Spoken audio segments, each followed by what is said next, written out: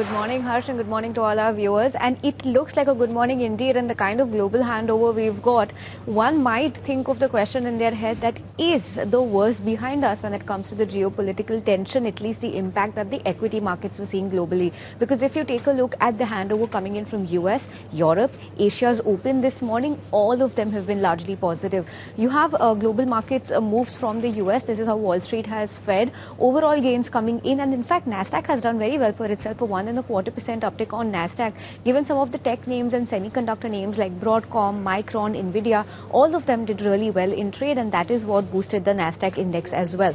But if you talk about the latest on the US tariffs, the US Trade Court has ordered the government to process refunds on Trump's tariffs. The US court has ordered government to finalize the cost of shipment as well.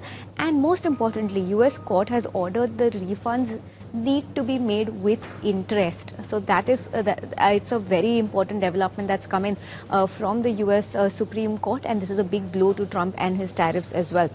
But shifting focus to Europe then, healthy handover coming in from the European markets. Overall stock 600 was up 1.5%. DAX was up almost 2%, very healthy gain over there. The CAC 40 was up 0.8%. FTSE also similar moves coming in. So the overnight move on the European markets have also been excellent. Asia this morning strong open in the green. KOSPI, South Korea's index, is the one to watch out for given the kind of cuts it has seen, about 12 to 15% in the previous two trading sessions. This morning KOSPI has shot up about 11.5 to 12%. Erasing all of those losses. So very good move coming in on KOSPI. You have Nikkei that's up 4%. Hang Seng is up 1.5%. Nikkei has slightly simmered from that high. It was higher by about 4% about 30 minutes or so ago. But still about a 3% uptick coming in on Nikkei.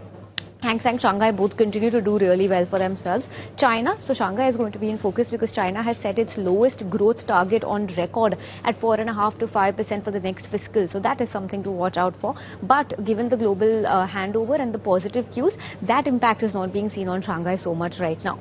Shifting focus and talking about what the commodity market is doing, gold was up 1%, silver up 2%. So precious metals are doing really well for themselves. The dollar index is one to watch out for. The dollar rally has taken a little bit of a pause. The dollar index is now below 99 as we speak. The US bond yields have also cooled off quite significantly. WTI crude then, US crude is up 2.5% at $76.5 a barrel. You have Brent that's about 1% higher. $83.3 per barrel is where Brent is right now. Across the board, cryptocurrencies have also surged after seeing massive losses in the past few days. So a good recovery over there too. But now shifting focus and taking you through what some of the important global comments are that we've been tracking overnight.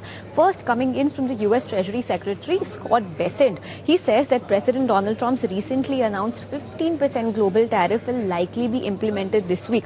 It's an important comment coming in because at the same time you have this US Supreme Court order coming in that the tariffs need to be refunded with interest and paid back to countries. So important comment coming in, and he also says that it is his strong belief that the tariff rates will be back to their old rates within 5 months, which means those elevated rates that Donald Trump had implied on all of these countries.